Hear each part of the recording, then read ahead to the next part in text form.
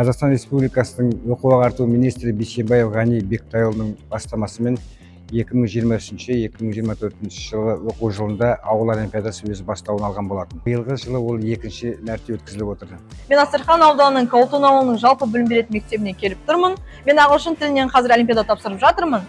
Және облыстық кезеңнен жақсы нәтиже көрсетіп, республикалық кезеңге өтемін деген үмітім бар. Осы олимпиаданы ұйымдастырып жатқан барлық организаторларға айтатын рахметім, және де өзімнің ағылшын тілі пәнінің мұғалімі Салима Абукаеровна.